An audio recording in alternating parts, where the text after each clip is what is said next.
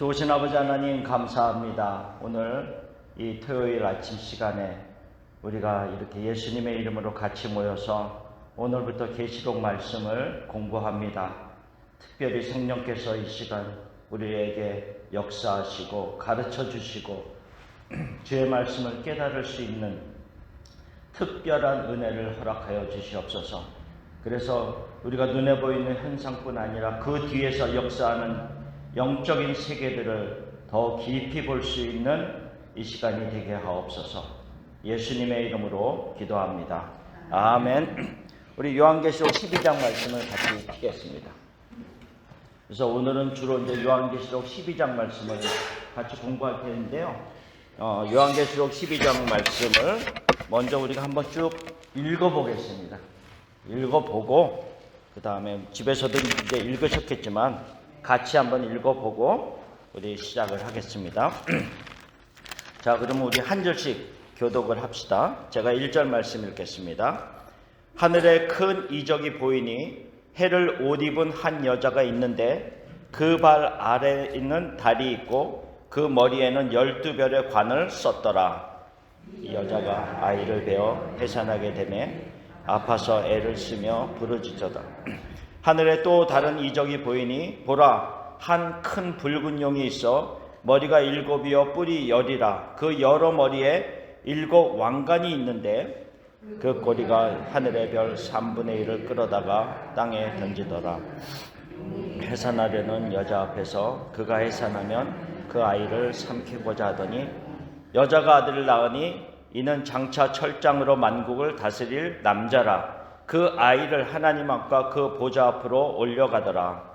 그 여자가 광야로 도망하며 거기서 1260일 동안 그를 양육하기 위하여 하나님께서 예비하신 곳이 있더라. 하늘에 전쟁이 있으니 미가엘과 그의 사자들이 용과 더불어 싸울세. 용과 그의 사자들도 싸우나 이기지 못하여 다시 하늘에서 그들이 있을 곳을 얻지 못한지라. 큰 용이 내쫓기니 옛 뱀 곧 마귀라고도 하고 사탄이라고도 하며 온 천하를 꿰는 자라. 그가 땅으로 내쫓기니 그의 사자들도 그와 함께 내쫓기니라.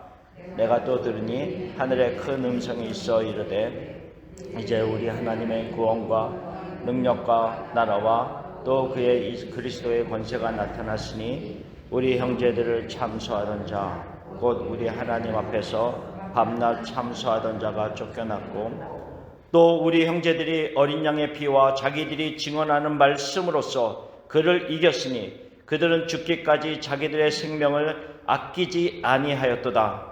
그러므로 하늘과 그 가운데에 거하는 자들은 즐거워하라. 그러나 땅과 바다는 화 있을진저 이는 마귀가 자기의 때가 얼마 남지 않은 줄을 알므로 크게 분내어 너에게 내려갔음이라 하더라. 용이 자기가 땅으로 내쫓긴 것을 보고 남자를 낳은 여자를 박해하는지라. 그 여자가 큰 독수리의 2 날개를 받아 광야 자기 곳으로 날아가 거기서 그 뱀의 낫을 피하여 한 떼와 2 떼와 반 떼를 양육받으매 여자의 뒤에서 뱀이 그 입으로 물을 강같이 토하여 여자를 물에 떠내려 가게 하려 하되 땅이 여자를 도와 그 입을 벌려 용의 입에서 토한 강물을 삼키니. 같이 읽겠습니다. 용이 여자에게 분노하여 돌아가서 그 여자의 남은 자손 곧 하나님의 계명을 지키며 예수의 증거를 가진 자들과 더불어 싸우려고 바다 모래 위에 서 있더라. 아멘. 우리가 요한계시록을 1장부터 하지 아니하고 12장부터 하는 이유는요, 물론 이제 처음부터 시작하면 너무 좀 오래 걸리기도 하지만 12장, 13장 그리고 또 14장 요 부분을 우리가 충분히 숙지를 하게 되면 우리가 어떤 더 현상이 눈에 보이는 현상 뒤에서 영적으로 어떤 일들이 일어나고 있는가를 우리가 조금 더 깊이 볼 수 있는 그런 어떤 의미를 담겨진 내용이기 때문에 이 12장부터 먼저 조금 다룬 후에 나중에 필요하면 앞에 필요한 부분들을 조금 다루겠습니다. 근데 어쨌든 우리가 계시록을 공부할 시간이 많이 있는 것은 아니기 때문에 중요한 부분들을 좀 먼저 나누고자 합니다. 이 요한계시록 12장을 보면요, 나눠드린 그 프린트를 같이 보면서 우리 공부를 합시다. 그 요한계시록 12장을 보면 세 부분으로 나누어져 있습니다. 세 부분으로 나누어져 있는데 1절에서 6절까지는 이제 배경이 땅에서 일어나는 일들입니다. 그래서 그곳에 나타나는 그 6절까지에 나타나는 등장인물들을 보면 해를 옷 입은 여자, 그리고 그녀가 낳은 아들, 아이, 그 다음에 용이 나옵니다. 그렇죠? 그리고 어쨌든 그 싸움이 일어나고요. 7절에서 12절까지는 배경은 또 하늘입니다. 하늘에서의 전쟁이 일어납니다. 그래서 미가엘과 그의 사자들과 용과 또 그의 사자들, 그러니까 미가엘과 용이 싸우는, 전쟁을 하는 일들이 하늘에서 일어나고 있음을 보여주고 있습니다. 그리고 13절에서 17절까지는 또 땅에 내쫓김을 받은 그 용이 남자를 낳은 그 여자와 더불어서 또 전쟁을 하는, 싸우는 그 일들을 하고 있음을 보여주고 있습니다. 그러면 지금 세 부분으로 나누어져 있는데 각각에 들어가 있는 등장인물은 누굽니까? 대표적인 인물이 우리 쪽 사이드 말고 저쪽 사이드 용이 있습니다. 그렇죠? 용이 다 있습니다. 그러니까 용과 그와 대적하는 다른 세력들이 있습니다. 여기서는 해를 옷 입은 여자, 또한 그녀가 낳은 아들, 이런 배경이 있고요. 두 번째로는 미가엘, 하늘에서 미가엘과 그의 사자들, 천군 천사. 그 다음에 또 13절부터는 남자를 낳은 여자. 그래서 용이 계속해서 누군가가 싸우고 있는 영적인 전쟁의 의미를 계속 12장에서는 말을 하고 있습니다. 그러면서 우리가 그 밑에 보면 12장의 그 용이라고 하는 그 인물이 누구이냐를 우리가 알 수 있듯이, 왜냐하면 우리가 금방 읽었던 12장 9절 말씀에 보면 큰 용이 누구라고 그랬습니까? 옛 뱀이고 마귀고 사탄이다, 이렇게 얘기하고 있습니다. 그래서 용은 옛 뱀이라고 하는 것은 옛날에 그 뱀, 창세기에 있었던, 그렇죠? 창세기에서 아담과 하와를 미혹했던 그 뱀을 옛 뱀, 그러니까 옛 뱀이고 그 다음에 그가 사탄이고 마귀다, 같은 의미지만 그렇게 얘기를 하고 있습니다. 그래서 사탄이 세상을 처음 시작할 때부터 사람을 미혹해서 하나님과 사람 사이를 분리시켰단 말이죠. 죄로 인하여서. 그리고 나서 사단이 잠잠히 있는 것이 아니라 계속해서 역사를 그 나름대로 자기의 일들을 하고 있음을 이야기하고 있는 거죠. 그래서 사단은 사단대로 굉장히 강하게 역사를 하고, 또 하나님 편에 있는 사람들은 하나님 편에 있는 일쪽에서 그 일들을 지속하기 위해서 애를 쓰고 있는 모습입니다. 그래서 하나님과 아담 사이를 분리시켰는데, 그리고 나서 하나님께서 포기하신 것이 아니라 한 사람 아브라함을 택하셨잖아요. 그리고 그 아브라함을 택하셔서 한 민족을 이루게 하시고, 그 민족 안에서 사람들을 태어나게 하시고, 결국은 메시아가 그 안에서 나오도록 계획하시는 쭉 일들이 일어나고 있는데, 그 수많은 일들 속에서 사단이 가만히 있었던 것이 아니라 끊임없이 그 안에서 역사에서 그가 메시아가 나오지 아니하도록 강하게 저항하고 있는 그런 모습들을 기록하고 있다는 거죠. 그래서 우리가 눈에 안 보인다 그래서 이 세상에 어떤 영적인 싸움들이 없는 것이 아니다라는 거죠. 그렇죠? 끊임없이 한쪽은 하나님에게로 가고자 하고, 끊임없이 한쪽은 멈춰있게 하는 그런 일들이 우리 안에서 일어나고 있다라고 하는 것을 얘기합니다. 자, 1절 말씀을 보겠습니다. 12장 1절 말씀. 하늘에 큰 이적이 보이니 라고 얘기하고 있습니다. 여기서 이적이라고 하는 것보다는 표적이라고 하는 말이 더 맞습니다. 그래서 단순히 어떤 나타나는 미라클적인 기적이 아니라 하나님께서 우리에게 보여주시고자 하시는 어떤 의미를 가지고 있는 표적입니다. 표적.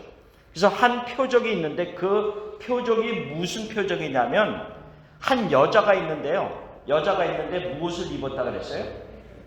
해를 입었다 그랬습니다. 그 다음에요. 해를 옷 입은 여자가 있고 그 발에는 달이 있고 머리에는 12관을 썼더라 이렇게 얘기를 하고 있습니다. 그래서 1페이지 그 맨 밑에 보면 해를 입었고 발 아래에는 달이 있고 머리에는 12별의 면류관을 썼다라고 그랬는데 우리가 그렇게 생각하면 요셉의 꿈을 우리가 기억나습니다. 그렇죠? 요셉의 꿈에 보면 요셉의 꿈을 꿨을 때 아버지와 형제들에게 뭐라 그랬어요?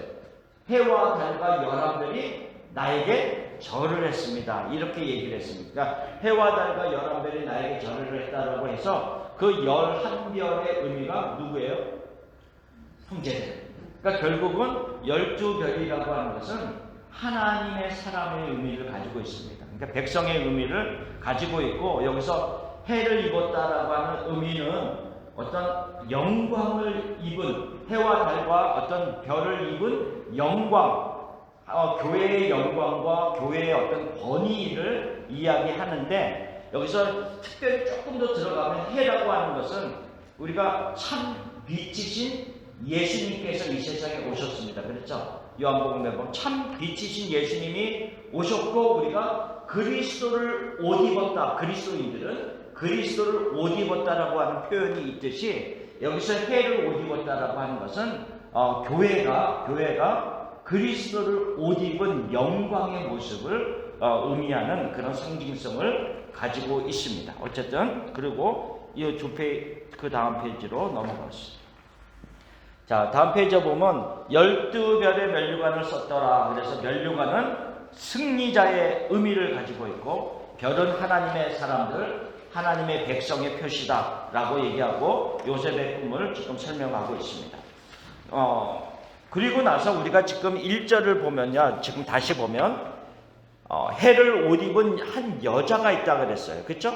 근데 2절에 보면 그 여자가 뭐라 그랬습니까? 아이를 베어서 해산하게 되매 아파서 애를 쓰며 부르짖더라 이렇게 얘기하고 있습니다. 그래서 지금 1절에서부터 계속 5절까지 내용을 보면 여자가 쭉 나오는데요.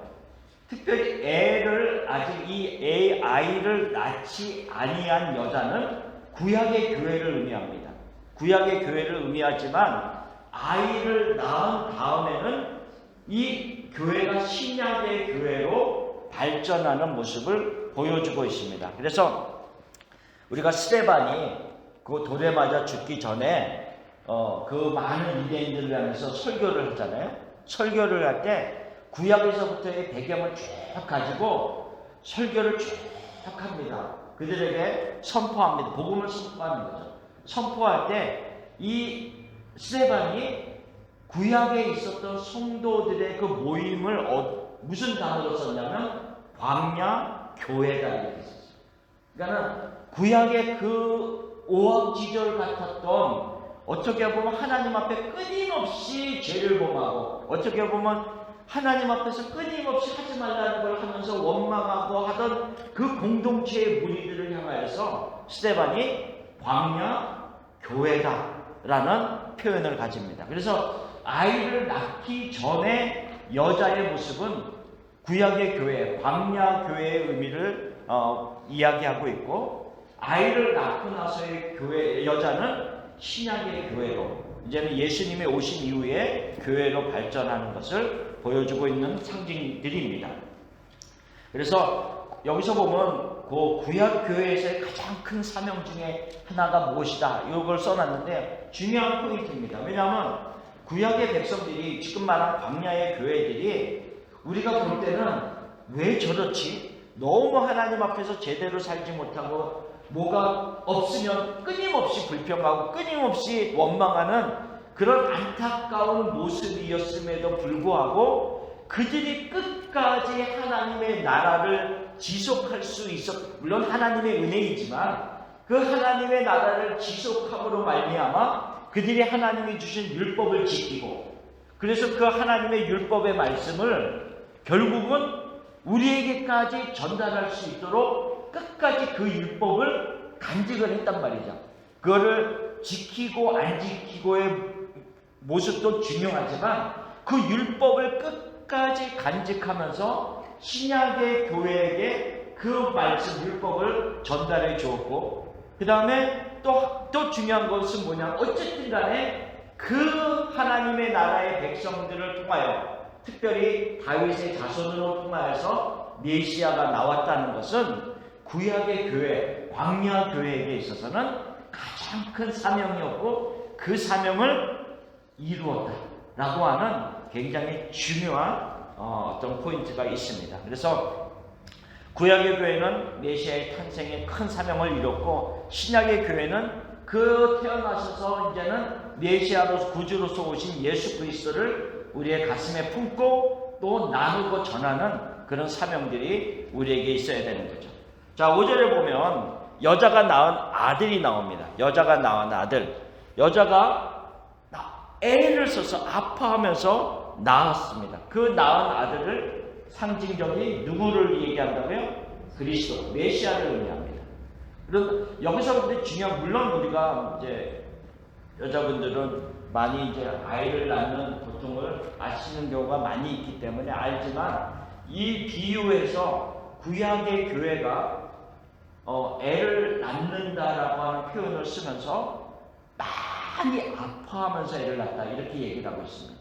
물론 당연한 말 같지만 그만큼 메시아가 태어나기까지는 그만큼의 어려운 과정들이 있었음을 설명을 하고 있는 겁니다. 그것을 조금 이따가 이제 다시 설명을 드리겠습니다. 어쨌든 간에 여자가 낳은 아들은 메시아를 의미하는데요. 메시아를 의미하면서 뭐라고 특별히 묘사를 하고 있습니까? 철장으로 만국을 다스릴 남자라 이렇게 얘기하고 있는데, 이것이 이제 시편 2편 7절 말씀하고 9절 말씀을 인용하고 또한 성취되는 말씀으로 쓰고 있는 겁니다. 자, 시편 2편 7절 말씀을 같이 한번 읽어봅시다. 내가 여호와의 명령을 전하노라. 여호와께서 내게 이르시되 너는 내 아들이라. 오늘 내가 너를 낳았도다 라고 말씀하고 있습니다. 자, 오늘 내가 너는 내 아들이라. 오늘 내가 너를 낳았도다 라고 얘기하고 나서 9절 말씀에 뭐라고요?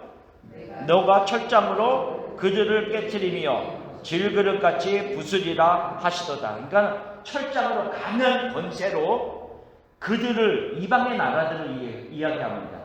대적하는 세력들을 의미하는 겁니다. 그래서 그러니까 내가 너를 낳았는데 낳은 그 아들이 철장으로 이방의 나라를 대적하는 모든 세력들을 다 깨트리며 질그릇같이 부수리라라고 하는 그 시편의 예언의 말씀을 지금 이루어졌다라고 계시록에 다시 설명을 하고 있는 겁니다.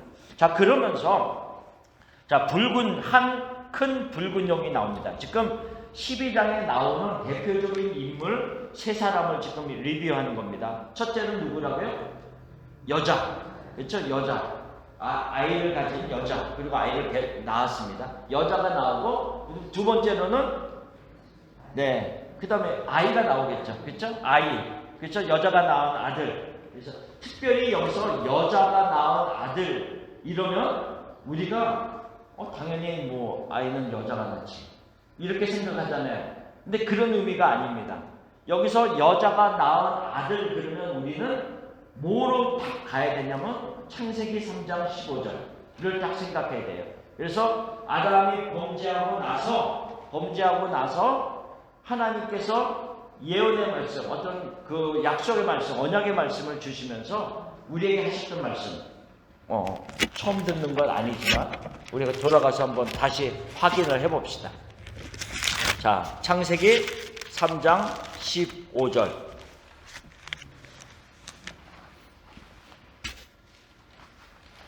내가 너로 여자와 원수가 되게 하고 내 후손도 여자의 후손과 원수가 되게 하리니 여자의 후손은 내 머리를 상하게 할 것이요 너는 그의 발꿈치를 상하게 할 것이니라 하시고.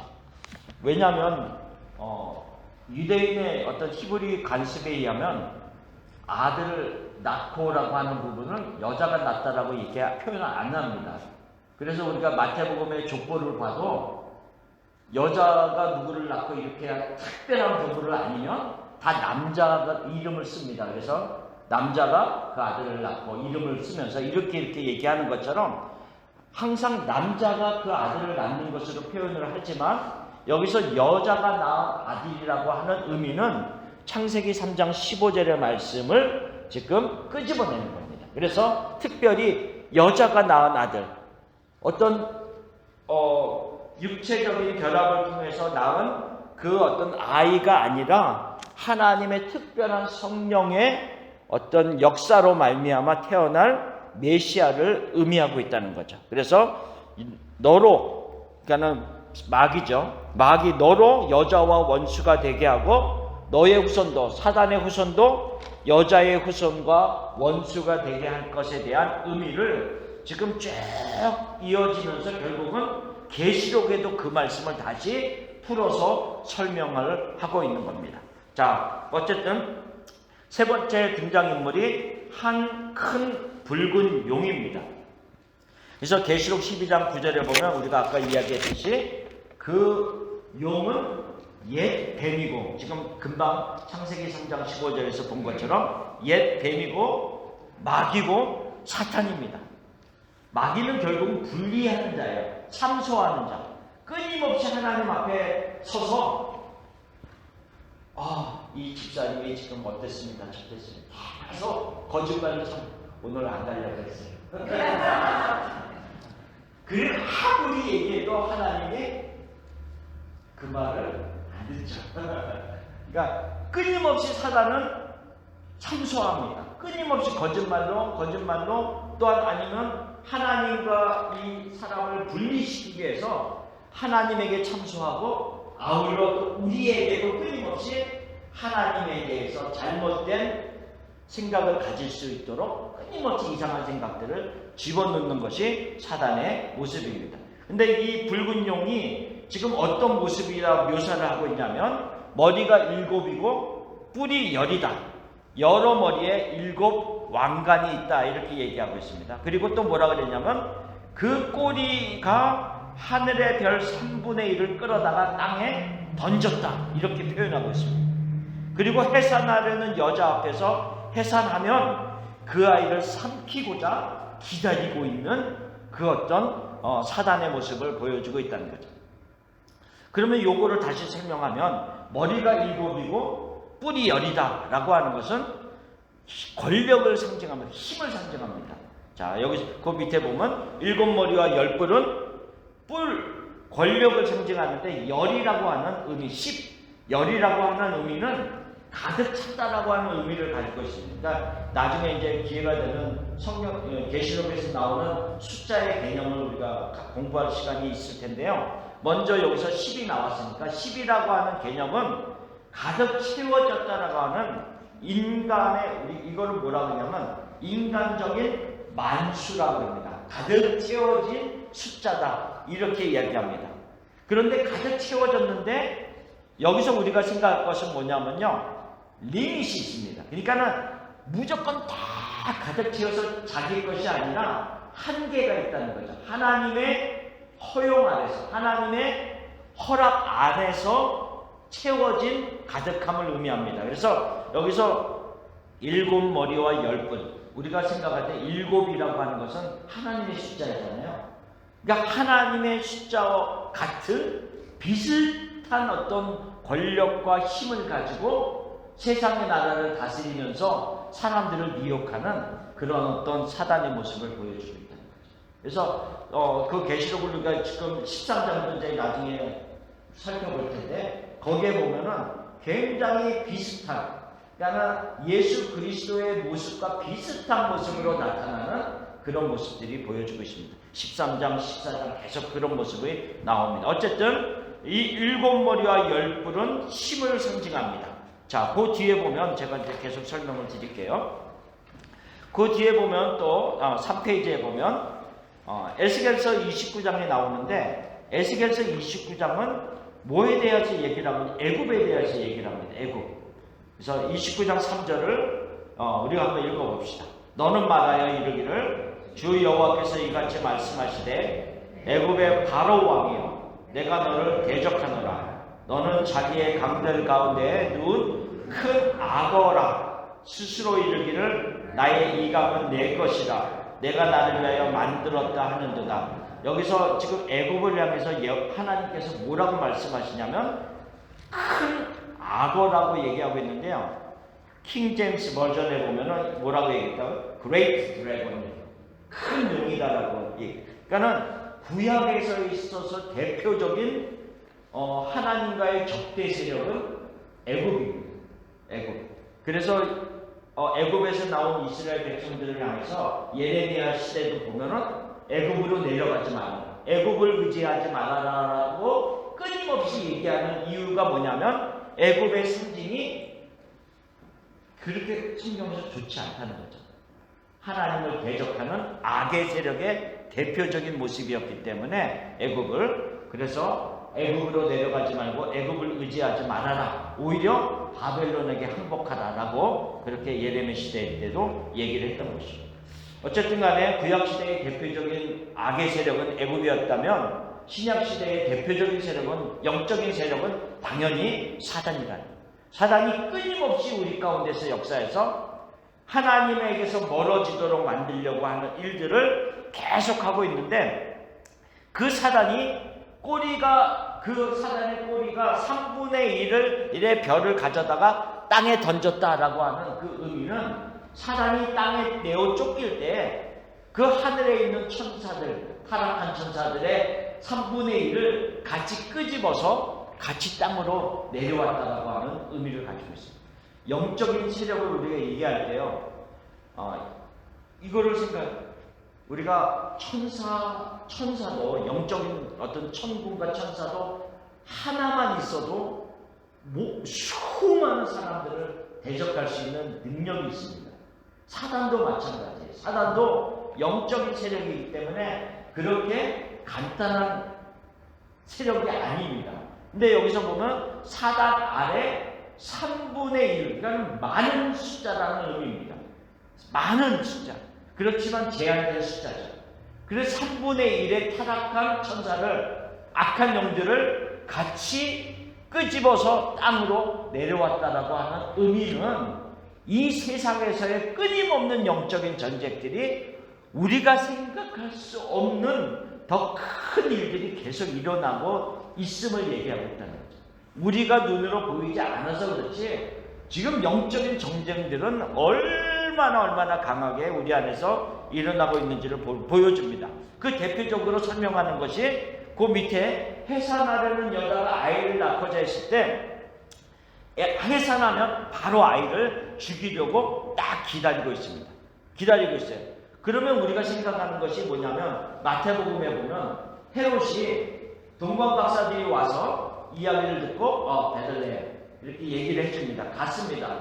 그리고 다시 와서 나에게 알려줘라라고 얘기했는데, 동방박사들이 주님의 어떤 성령의 감동하심에 따라서 다른 길로 가버렸단 말이죠. 그러니까 헤롯이 내가 이거 속았구나 알고, 그 동방박사가 이야기한 시기부터 계산을 해보니까 2살 아래의 아들은, 남자아이를 다 죽여라, 이렇게 얘기합니다. 그러니까 그 배경이 단순히 헤롯이 참 나쁜 놈이네 이렇게만 생각하는 게 아니라, 지금 이 요한계시록의 배경을 가지고 보면 사단이 그 메시아 그리스도를, 예수를 죽이려고 기다리고 있다가 그게 실패한 것을 알고 헤롯을 통해서 또 역사를 하는 거죠. 2살 아래의 아이는 다 죽여라 라고 하는 그 일들을 하고 있는 겁니다. 그리고 나서 누가복음 4장에 보면은, 누가복음 4장은 어떤 배경을 가지고 있냐면요, 나사렛 동네입니다. 예수님의 동네예요. 예수님의 동네에서 말씀을 가르치세요. 말씀을 가르치니까 나사렛의 사람들이 그렇게 환영을 하지 않아요. 왜? 저 어려서부터 봤는데, 목수의 아들이고 저 누이들이 우리와 함께 있고, 이렇게 다 배격을 합니다. 배척을 하는 그들을 향해서 예수님께서 고향에서는 환영받는 선지자가 없다라고 하면서 여러 말씀을 합니다. 그 말씀을 들은 나사렛 사람들이 열을 받았어요. 예수님의 그 말에 열을 받아서 그 예수님을 끌고 산 위에 있는 낭떠러지까지 끌고 갑니다. 그리고 거기서 예수님을 밀쳐 죽이려고 하는 그 일들이 일어났어요. 그 일의 배경을 누가복음 4장에서 지금 이야기하고 있는 거예요. 그래서 죽이려고 했을 때 거기는 짤막하게 나왔어요. 예수님께서 그들 사이를 통해서 지나가십니다. 그러니까 하나님의 특별한 어떤 역사를 통해서 그 일을 하지 못하도록 막은 거죠. 그러니까 사탄은 끊임없이 예수님을 죽이려고 애를 쓰는 거죠. 애를 쓰는 거죠. 왜? 십자가에 물론 태어났을 때 죽이면 제일 좋지만 가장 예수님에게 있어서 중요한 사건이 뭐예요? 십자가의 사건이잖아요. 십자가를 통해서 우리를 다 구원하는 역사가 있어야 되는데 그 십자가의 사건까지 가지 못하도록 사단이 더욱 이제는 발악을 하는 거죠. 발악을 하는 거예요. 그래서 십자가의 사건까지 가지 못하도록 막 애를 썼지만 결국은 예수님께서 십자가에 돌아가십니다. 근데 사단이 여기에서도 착각을 한 것이 뭐냐면 십자가에서 죽이면 내가 이긴다라고 생각을 했던 거죠. 사단은 그런 한계밖에 없습니다. 그러니까 내가 처음에 아이였을 때 죽였으면 좋았지만 그리고 사역을 할 때 죽였으면 좋았지만 그러면 안 되면 결국은 로마의 어떤 권력을 힘입어서 내가 이를 죽여야겠다라고 생각해서 제자 중에 하나를 이용을 하는 거죠. 가룟 유다를 예수님의 제자 가운데 사단의 입장에서 보면 심어놓은 거예요. 자기의 속해 있는 사람 하나를 심어놓은 거죠. 심어놓고 또한 그들에게 예수를 팔 생각을 집어넣음으로 말미암아 결국은 예수님을 십자가에 달려 죽게 했다는 거죠. 근데 예수님이 십자가에 달려 죽음을 당했어요. 이것을 창세기 3장 15절의 배경을 가지고 보면 뭐예요? 사단은 여자의 후손, 그러니까 이 메시아의 발꿈치를 상하게 한 것에 불과하다는 거죠. 그러니까 십자가의 죽음이 사단의 입장에서 봤을 때는 굉장한 사건이었고 자기가 승리한 것 같았지만 창세기 3장 15절의 배경을 보면 발꿈치를 상하게 한 것이고 예수님의 그 죽으심은 오히려 사단의 머리를 상하게 하는 아주 치명타를 준 것이다라고 하는 것을 얘기를 하고 있습니다. 그리고 나서 그 예수님께서 하나님과 그 보좌 앞으로 올려가더라 5절 말씀에 보면 그렇게 나오고 있습니다. 그리스도는 십자가의 죽음에 머물러 있지 아니하고 부활하셨다는 겁니다. 그리고 승천하셔서 하늘에 올라가셨음을 얘기하고 있습니다. 근데 이 배경을 쭉 보면서 우리가 생각할 부분들이 있습니다. 사단이 그 이스라엘 백성들, 그러니까 광야 교회라고 하는 그 교회를 흩어지게 만들려고 애를 썼을 것이고, 그러니까 하나님의 나라를 지속하지 못하도록 애를 썼을 것이고, 또한 그 다윗의 어떤 후손에서 메시아가 나오는데 그 후손이 나오지 못하도록 애를 썼을 거 아니에요. 그래서 아까 배를 아파서 많이 아프는 가운데 그 애가 났더라라고 얘기했는데 한번 생각해 보세요. 그런 관점에서 생각해 보면 다윗이 얼마나 많은 고난을 당했어요. 사울을 통해서 아니면 여러 가지 일들을 통해서 다윗이 얼마나 많은 고통과 고난과 환난을 지나갔었는지를 우리가 생각해 보면 물론 단순히 우리가 눈에 보이는 현상으로는 참 사울이 그를 왕을 그에게 주지 아니하려고 죽이려고 했고 핍박을 했고 도망 다녔고 라고 생각할 수 있지만 우리가 조금 더 이 계시록의 입장에서 다윗이 당한 일들을 조명해서 다시 해석해 보자면 사단이 사울을 통해서 그 다윗의 자손에서 메시아가 나오지 아니하도록 끊임없이 그를 죽이려고 하는 일들이 있었다는 것을 우리가 해석해 볼 수 있다는 거죠.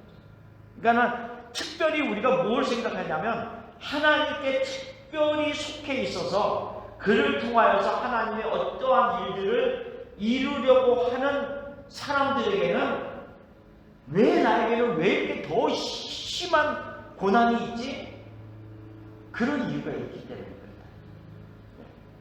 다른 사람보다 더 심한 고난이 다윗에게 있었던 이유가 그를 통해서 메시아가 나와야 되는데 사단이 그것을 가만히 놔둘 수가 없죠. 그러니까 끊임없이 그에게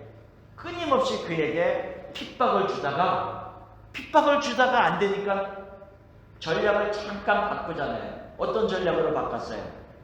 밧세바 사건, 우리야 사건, 이런 걸로 전략을 또 싹 바꿔보는 거죠.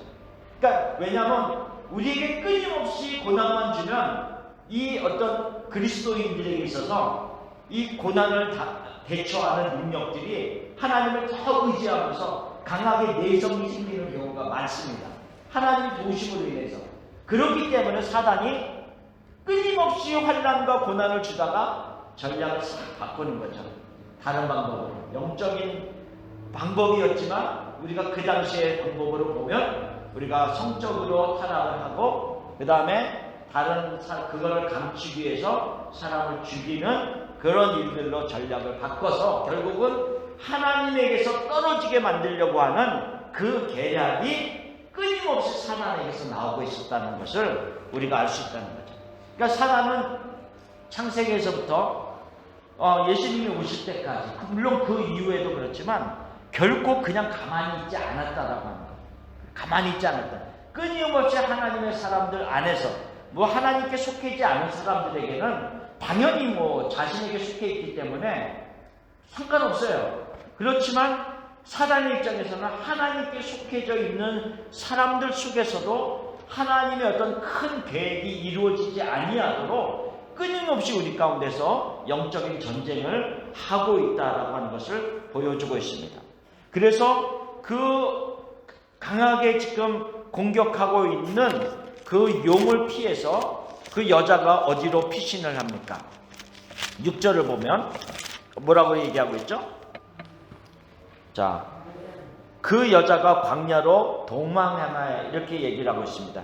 근데 광야로 도망함에 바로 전에 지금 얘기를 했지만 예수님께서 그리스도께서 보좌 앞으로 올려가셨다 이렇게 얘기했어요. 그러니까 이미 부활하시고 승천하신 이후의 모습입니다.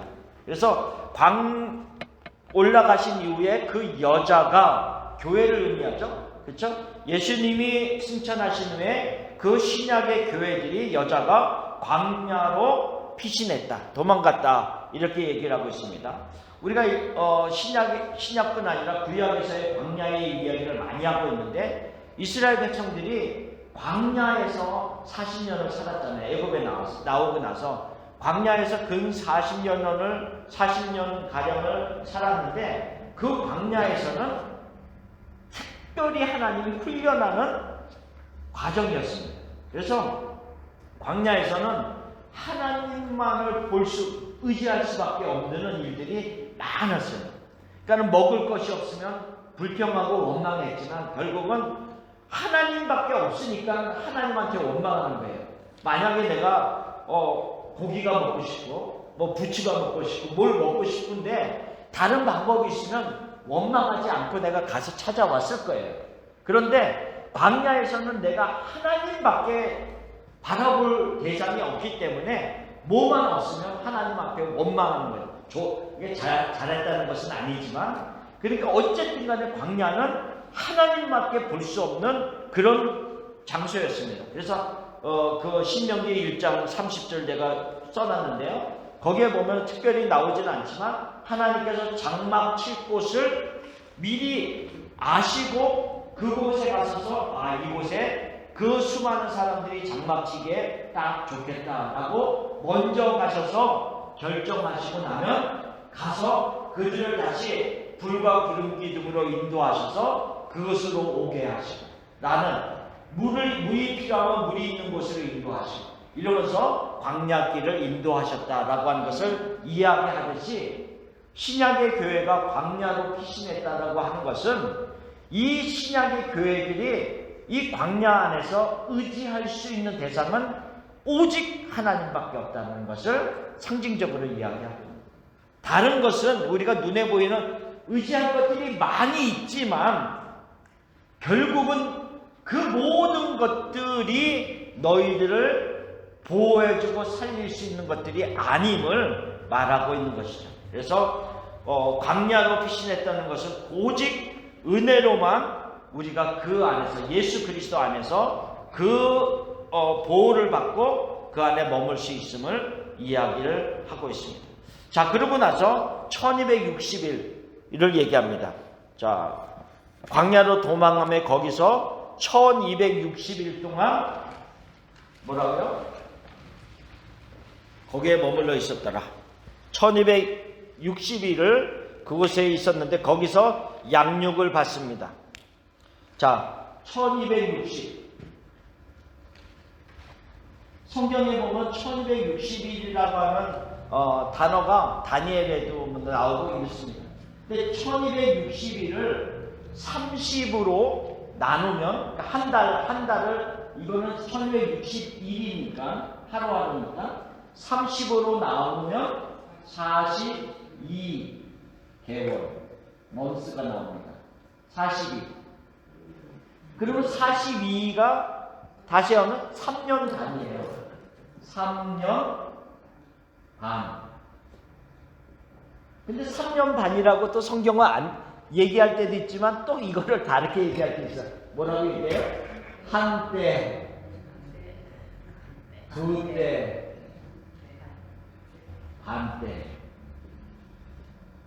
이제 한때가 1년, 2년, 3년 반. 그러니까 성경에서 이런 식으로 표현을 할 때가 참 많이 있습니다. 1260일 또는 42개월 아니면 3년 반 아니면 한때, 두때, 반때 이런 식으로 의미를 할 때가 성경을 묘사를 할 때가 많이 있는데 여기서 1260일, 42개월 그 다음에 3년 반, 한때, 두때, 반때라고 하는 것은 광야에서 성도들이 고난을 받는 시기를 의미합니다. 그러니까 양육을 받기도 하지만 그 시간에 양육을 받기도 하지만 고난과 환난을 통과하는 시기이기도 하다는 거죠. 그러면 우리가 이런 생각을 하고 있습니다. 왜 3년 반인가라고 합니다.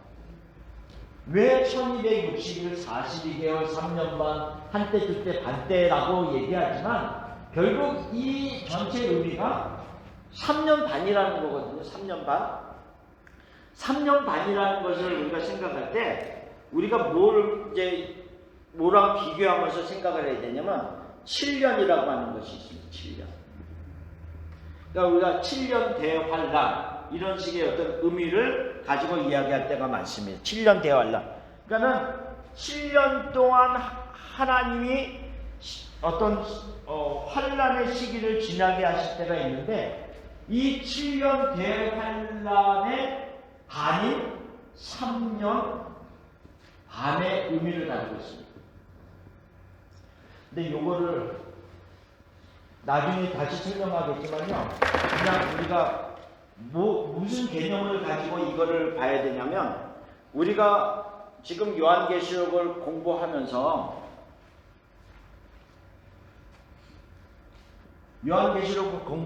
전체적으로 시대적인 구분이 나옵니다. 그러니까 처음에는 이게 이제 교회 시대이기도 하고 우리가 때로는 여기를 은혜 시대로 이야기도 하고 여기다가 복음 시대라고도 얘기하고 여러 의미로 이 교회 시대에 대한 의미를 얘기합니다. 근데 교회 시대, 은혜 시대, 교회 시대가 지나면은 무슨 시대가 오냐면 환난 시대가 옵니다. 하나님을 믿는 성도들이 굉장히 극심한 고난을 받는 시대가 옵니다. 물론 이 교회 시대, 은혜 시대에도 환난이 있습니다. 어려움이 있습니다. 그러나 이것과 비교할 말이 안 나와. 비교가 안 되죠. 그렇지. 여기서 받을 고난과 비교가 안 될 정도로 더 극한 고난을 받는 환난의 시대가 올 것을 얘기합니다. 요 환난의 시대가 있는데 요 환난의 시대가 7년이라고 하는 시기로 오면 그러니까 7이라고 하는 건 완전한 숫자이기 때문에 그 기간 동안 환난을 받게 되면 너무너무 고통스럽다는 거죠. 그래서 이 환난의 시기를 단축시키는 겁니다. 그래서 이 환난의 시기를 얘기할 때 3년 반, 한때, 두때, 반때 이런 의미로 얘기합니다. 물론 3년 반이라고 하는 건 또 다른 3년 반이 있다는 거죠. 또 다른 3년 반이 있고 7년을 나눈 거니까. 그렇지만 그래서 어떤 때는 조금 다른 의미로 사용할 때도 있는 3년 반, 한때, 두때, 반때이지만 이게 환난의 시대랑 연결해서 생각할 때는 그 7년이라는 기간을 온전히 하나님의 사람들이 지나가려면 너무너무 어렵기 때문에 그 시기를 단축시켰다라고 하는 의미로 3년 반을 이야기하는 겁니다. 그래서 환난 시대가 지나고 나면 그 다음에는 심판의 시대가 옵니다. 그래서 다시 얘기하면요, 교회 시대가 있고 은혜의 시대가 있고 복음의 시대가 있고 많은 어떤 여기는 여러 가지 의미로 이제 얘기하는 시대가 있습니다. 이 시대가 지나면 극심한 환난이 오는 시기가 있고, 극심한 환난은 주로 대상이 누구입니까? 환난을 받는 대상이 믿는 자들이 성도들에 받는 환난에 대한 이야기를 하고 있습니다. 근데 이 극심한 환난을 하나님이 3년 반으로 단축시켜 주시고 그 기간이 끝나면 심판시대가 옵니다. 심판시대의 대상은 누구일까요? 네, 안성도. 하나님을 안 믿는 자들.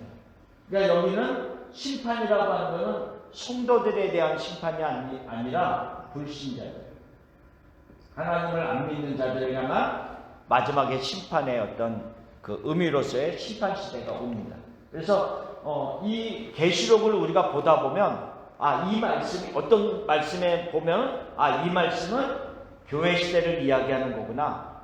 이 말씀은 지금 환난 시대를 이야기하는 거구나. 이 시대는 심판의 시기를 이야기하구나. 근데 이 은혜 시대와 환난 시대와 이 심판 시기가 이게 딱 구분되어 있으면 12장은 은혜 시대, 13장은 환난 시대 이렇게 알면 너무 좋을 텐데 그렇게 안 돼 있고요. 같은 장 안에서도 같은 구절 비슷한 안에서도 이 구절들이 이 시대들이 다 병합돼서 들어가 있기 때문에 때로는 우리가 좀 이렇게 이해하기가 쉽지 않은 때가 많습니다. 그렇지만 어쨌든 이런 큰 시대적인 배경을 가지고 계시록이 지금 쓰여져 있고 해석되어지고 있다라는 것을 우리가 생각해 보면, 근데 나중에 이제 어떤 해석이 나올 때마다 지금 이것은 은혜 시대에 대한 교회 시대를 얘기하고 있습니다. 이렇게 제가 설명드릴 때가 있습니다.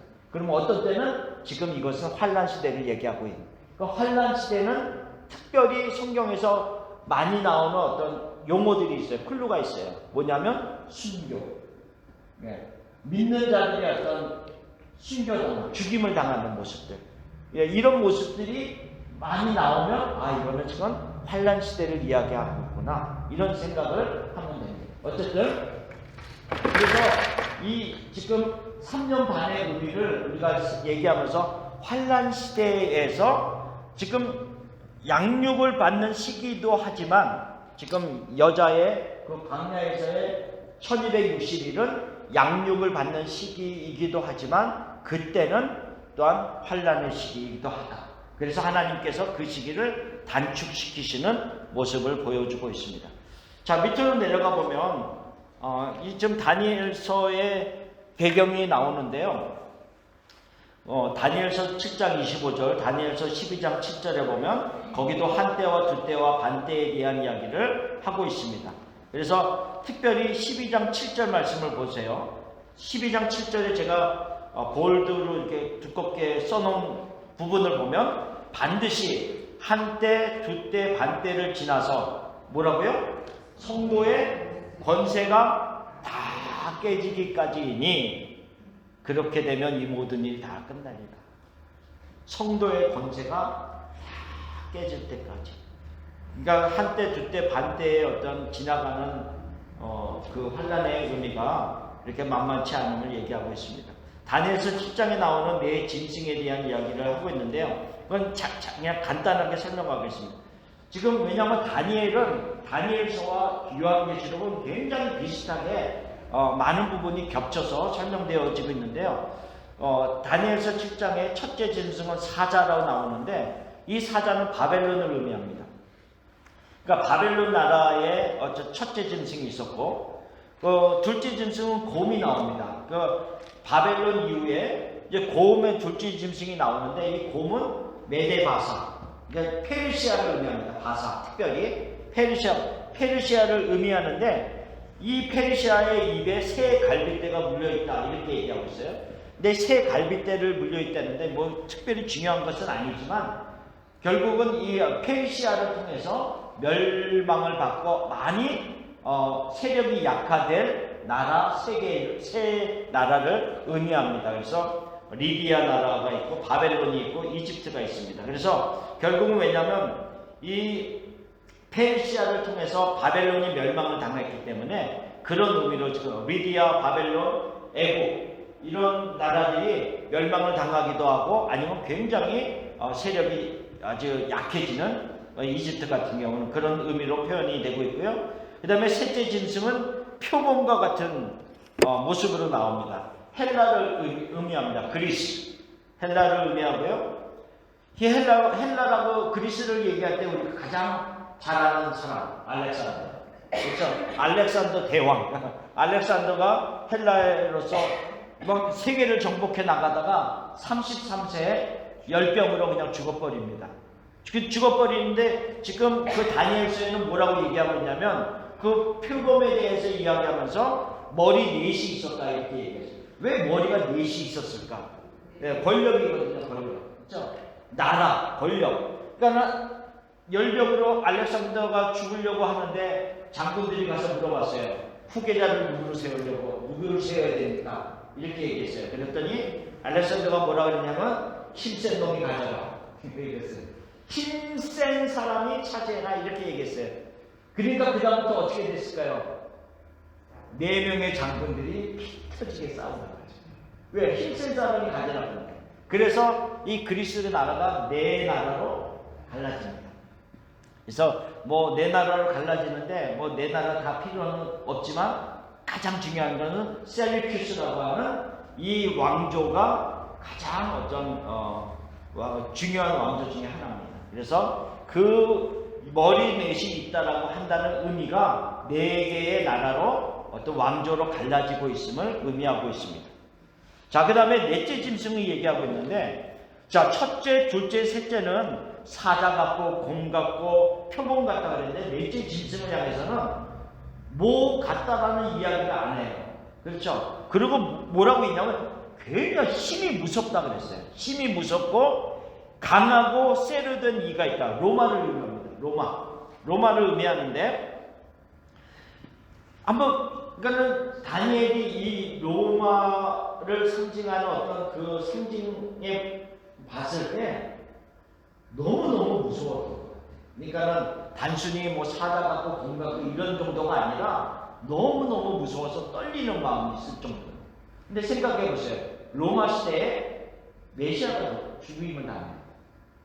로마 시대 때 예수님의 제자들이 많이 순교를 당하고 하나님의 사람들이 얼마나 많이 순교를 당합니까? 그런 의미에서 보면은 이 로마 시대의 어떤 하나님의 백성들을 향한 끊임없는 어떤 박해와 어떤 환란은 너무너무 심했다는 거죠. 그런 의미로 단순히 어떤 동물에 비교하기보다는 힘이 무섭고 매우 강한 그 의미로 상징을 얘기합니다. 그래서 10뿔이 있는데 10뿔은 앞으로 일어날 10왕을 얘기합니다. 그래서 이 그러니까 지금 제가 이 다니엘서를 잠깐 의미하는 의미는 뭐냐면 계시록에도 머리에 대한 이야기를 할 때는 나라를 생각하면 됩니다. 머리는 나라를 생각하면 되고 어떤 그 뿔을 의미하면 뿔은 왕을 생각하면 됩니다. 그래서 여기에 보면 지금 뭐라고 얘기를 하고 있어요? 한 붉은 용이 있다 그랬을 때 머리가 7이고 뭐라고 했어요? 뿔이 10이라 이런 의미입니다. 근데 다니엘서 7장을 딱 지금 보면 머리가 몇으로 나와요? 자, 바벨론이 있었죠. 하나. 그 다음에 페르시아가 있었죠. 그 다음에 헬라는 몇이에요? 네, 머리 넷이 있더라. 그러면 6에다가 로마는 7. 그러니까 그런 의미에 지금 머리로 계산해보면 7머리가 나옵니다. 그 다음에 넷째 짐승에 있어서 넷째 짐승에서 묘사하는 열뿔, 열왕에 대한 이야기가 나옵니다. 그래서 7머리와 열뿔 하면 벌써 다니엘서를 딱 이 사람들은 생각을 하는 거죠. 다니엘에서 이야기했던 세상의 나라들의 어떤 흐름과 그들이 가지고 있는 권력을 가지고 하나님의 성도들을 끊임없이 핍박하던 그 의미를 계시록을 받아보던 사람들은 지금 알 수 있다는 거죠. 해석할 수 있다는 거죠. 그래서 우리가 계시록을 계속 이제 공부해 나갈 때 계속 그 얘기를 반복하겠지만 가장 중요한 의미는 첫 번째 뭐냐면 계시록을 우리가 해석할 때 원래 그 계시록을 받아보던 원독자들이 그것을 뭐랄까 이해할 수 있도록 먼저 해석을 할 수 있어야 돼요. 그러니까는 원독자들이 전혀 알지 못하는 이거는 공산주의다 이렇게 우리가 해석해 버리면 그 당시에 이거를 받아보는 사람들은 공산주의가 뭐야 모른단 말이에요. 그러니까 우리가 원독자들이 이해할 수 있는 것으로 먼저 해석을 하고 그 다음에 우리들은 그것을 가지고 어떻게 다시 받아들일 수 있느냐라고 하는 것으로 나아가야 계시록을 제대로 풀어갈 수 있다는 거죠. 자, 봅시다. 자, 7머리 10뿔에 대한 이야기를 했고요. 그 다음에 하늘에서 전쟁이 일어나는 것에 대해서 조금 더 얘기를 합시다. 자, 하늘에서 전쟁이 일어났습니다. 그 7절에서부터 12절까지 전쟁이 일어나고 있음을 얘기합니다. 전쟁이 일어났는데요. 두 세력이 있습니다. 한 세력은 미가엘, 천사장이죠. 천군. 강한 군대의 의미를 얘기할 때 미가엘 천사장을 얘기합니다. 미가엘이 있고 그의 사자들이 있습니다. 그 다음에 용과 또 그의 사자들이 있습니다. 그러니까는 하나님의 세력인 미가엘이 있고 그 다음에 사단과 그를 추종하는 또한 악한 영들이 전쟁을 벌입니다. 전쟁을 벌이다가 결론적으로는 어떻게 됐습니까? 누가 승리했습니까? 네, 미가엘이 승리했어요. 그렇죠? 미가엘이 승리하고 그 다음에 결과론적으로는 어떻게 됐습니까? 하늘에서 쫓겨났어요. 하늘에서 쫓겨납니다. 자, 하늘에서 쫓겨나는데 요 부분을 이제 잠깐 봅시다. 자, 7절에 다시 가서 자, 하늘에 전쟁이 있으니 미가엘과 그의 사자들이 용과 더불어 싸울세 용과 그의 사자들도 싸우나 이기지 못하여 다시 하늘에서 그들이 있을 곳을 얻지 못한지라. 하늘에서 더 이상 있을 곳이 없다는 거예요. 악한 영들의 세력들이. 그리고 나서 뭐라 그랬어요? 큰 용이 내쫓기니 옛뱀 곧 마귀라고도 하고 사탄이라고도 하며 온 천하를 꿰는 자라. 그가 땅으로 내쫓기니 그의 사자들도 그와 함께 내쫓기니라. 그러니까 지금 사탄과 그를 따르는 아까 말한 3분의 1 그 세력이 같이 지금 내쫓겼어요. 자, 그런데 12절을 가보세요. 12절. 그거를 어떻게 얘기를 하겠냐면 12절 끝에 보면 화 있을진저 이는 마귀가 자기의 때가 얼마 남지 않은 줄을 알므로 크게 분내어 너희에게 내려갔습니다. 이 구절을 어떻게 해석을 해야 되냐면요. 요거를 잘 그려놨네요. 자, 어떻게 우리가 봐야 되냐면 지금 여기서 내쫓기는 시기가 언제이냐면 은혜 시대가 끝나고 지금 내쫓김을 당하는 거예요. 요 시기적으로 보면 은혜 시대가 지나고 내쫓김을 당하면 물론 환란의 시대에 지금 마귀가 땅으로 내려왔단 말이죠. 땅으로 내려왔으면 지금 얼마나 열받아서 내려왔어요. 마귀가 그의 추종자들과 함께 열받아서 내려왔기 때문에 하늘에서 미가엘과 싸우다가 패배를 하고 내려왔으니 땅에 내려와서는 누구랑 지금 싸워서 그들을 완전히 죽이려고 하는 마음을 가지고 있어요. 성도들하고. 그러니까는 자기의 때가 얼마 남지 않았어요. 이제는 은혜의 시대가 지났다는 것은 이제 얼마 남지 않으면 이제 마귀는 마지막 이제 무적행에 갇히는 때가 점점 다가오고 있단 말이죠. 자기의 때가 얼마 남지 않았다는 것을 알고 쫓겨 땅으로 내려오게 되니까 땅에서 이제 큰 전쟁이 일어나면서 굉장한 환란이 이제 시작이 되는 그런 부분들을 얘기하고 있죠. 그래서 지금 뭐라고 얘기하고 있습니까? 전쟁이 일어나서 내쫓겼는데 10절부터 봅시다. 10절 그 하늘에 큰 음성이 있어 이르되 이제 우리 하나님의 구원과 능력과 나라와 또 그의 그리스도의 건세가 나타났으니 우리 형제들을 참소하던 자 곧 우리 하나님 앞에서 밤낮 참소하던 자가 쫓겨났고, 그러니까 하늘에서 하나님 앞에서 끊임없이 참소하던 그 자가 쫓겨났어요. 하늘에서 쫓겨났으니 하늘에 있는 사람들은 얼마나 좋겠어요. 그렇죠? 하늘에서 끊임없이 그냥 그 못된 짓을 하던 사단과 그의 무리들이 쫓겨났으니 11절에 그러면 그래서 또 우리 형제들이 어린 양의 피와 자기들이 증언하는 말씀으로서 이겼으니 그들은 죽기까지 자기들의 생명을 아끼지 아니하였도다. 그러므로 하늘과 그 가운데 거하는 자들은 즐거워하라. 하늘은 너무 즐겁죠. 참소하는 자가 쫓겨났으니. 그러나 그랬어요. 그러나 뭐라고요? 땅과 바다는 세상을 의미합니다. 땅과 바다는 화 있을진저 이는 마귀가 자기의 때가 얼마 남지 않은 줄을 알므로 크게 분내어 너희에게 내려갔으리라 라고 하는 겁니다. 얼마나 큰 환란의 시기가 올 것을 우리에게 말하고 있다는 거죠. 그렇지만 이 때가 아니더라도 은혜 시대에 있고 교회 시대에 있던 삶은 우리들이라 할지라도 사단은 끊임없이 악한 영들을 동원해서 그 고난, 이때 받을 고난과 비슷한 고난들을 끊임없이 우리에게 주는 거죠. 마치 다윗을 통해서 메시아가 나오지 못하도록 끊임없이 그를 막고 고난을 주고 하나님에게서 떨어져 나가고 하나님의 언약에게서 멀어지도록 만들려고 하는 그 사단의 계략처럼 끊임없이 그 사단이 우리 안에서도 역사를 하면서 하나님과 멀어지도록 만들려고 하는 그 계획을 이루려고 하는 거죠. 그래서 하늘은 즐거워하지만 땅은 화가 있으리로다 라고 하는 말을 하고 있습니다.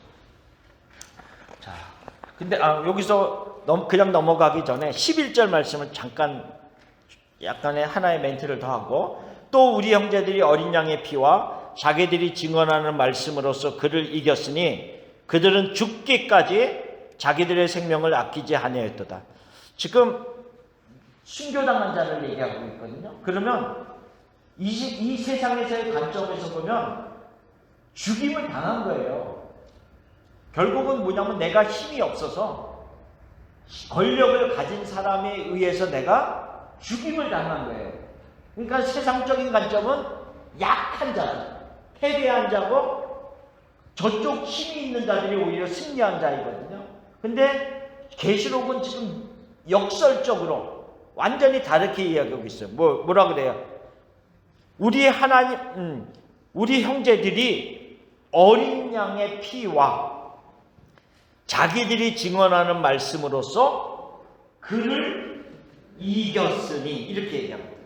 죽임을 당했지만 승리한 자다. 우리가 고난을 당했지만 승리한 자다. 우리가 눈물을 흘려서 너무 아프지만 영적으로는 승리한 자다.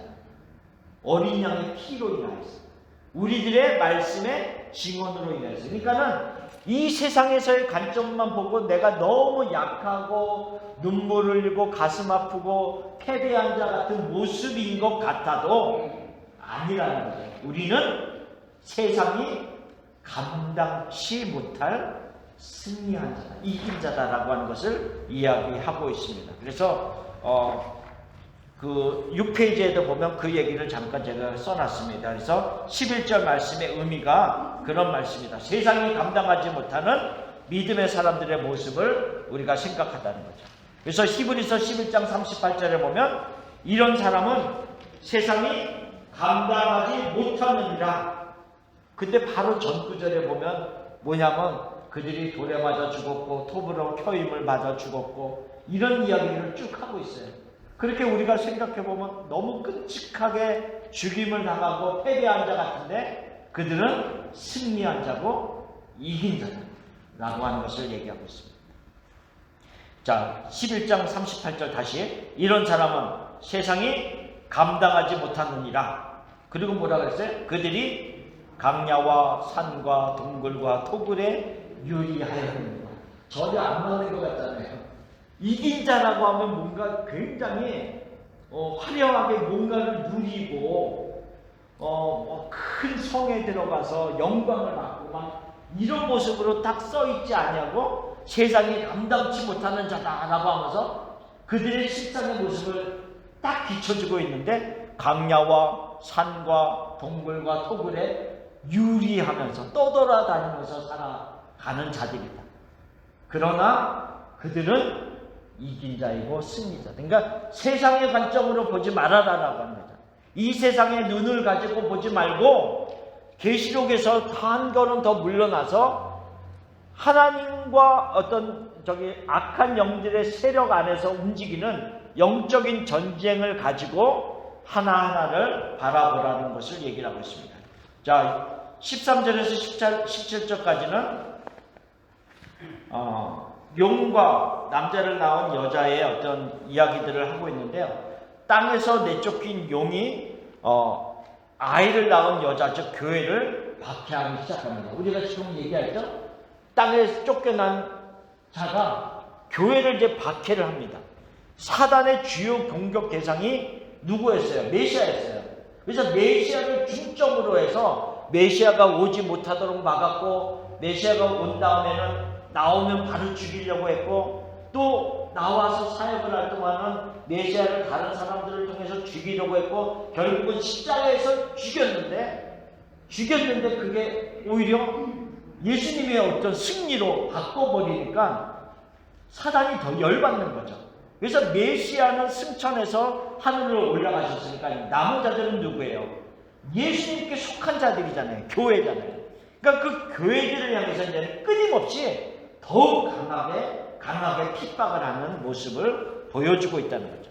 그러니까 우리가 이 세상을 살면서 핍박을 받고 삶의 어려움이 있고 하는 거 물론 다른 의미도 있지만 이런 관점에서 보면 막연한 거였어요. 하나님께 속해 있는데 사탄이 가만 내둘 수가 없잖아요. 그나마 하나님이 보호해 주시니까 여기까지는 안 돼. 하나님이 어떤 그 리밋을 딱 정해 놓으시니까 그나마 우리가 이렇게 지내고 있는 것이지, 그 한계까지도 하나님이 그냥 다 허물어 버려주면 사단이 우리를 향해서 어떤 일을 행할지 모르잖아요. 그러니까 하나님의 허용 아래서 사단은 그 일을 하고 있음을 이야기하고 있습니다. 그래서 어쨌든 간에 여자가 독수리의 날개를 받아서 광야로 날아가 거기서 뱀의 낫을 피했다 그랬습니다.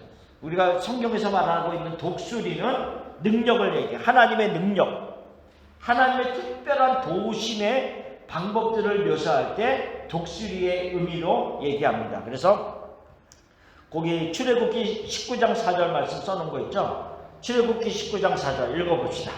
내가 애굽 사람에게 어떻게 행하였은가? 내가 어떻게 독수리 날개로 너희를 업어 내게로 인도하였음을 너희가 보았느니라.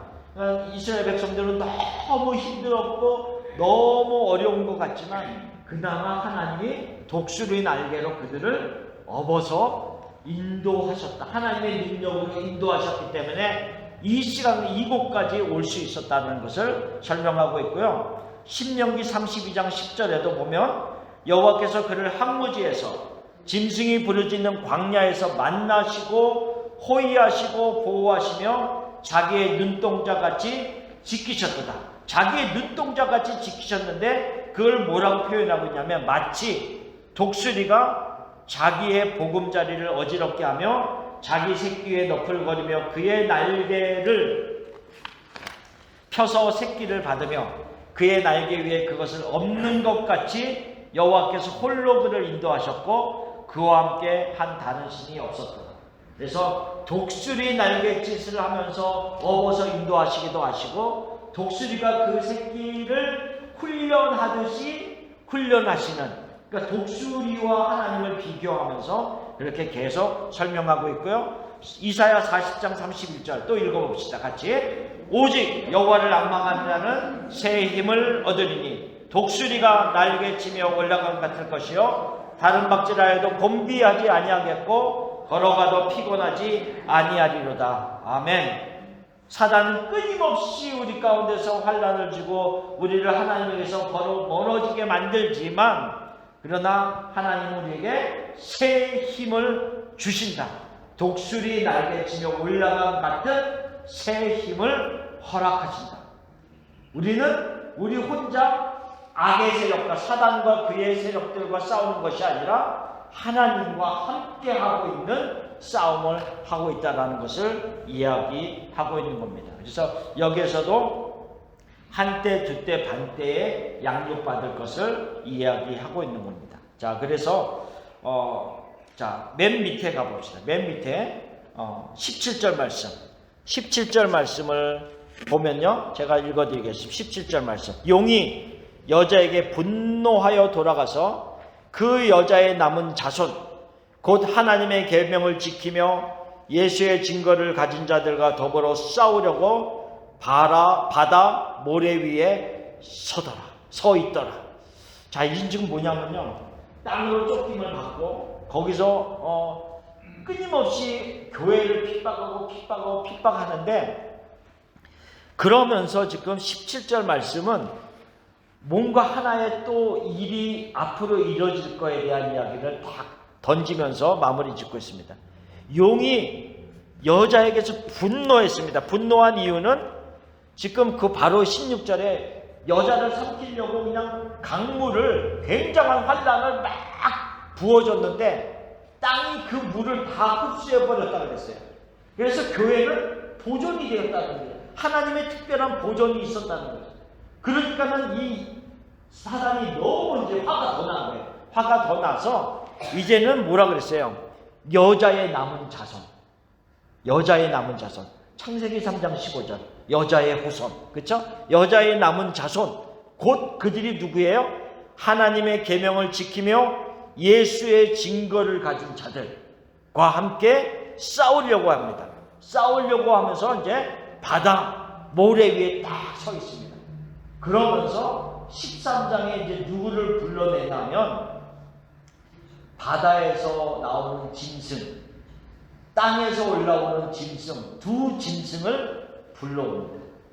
두 짐승을 불러오면서 지금 보면 악의 세 축이라는 거예요. 우리가 성부, 성자, 성령을 삼위일체 트리니티로 설명을 하잖아요.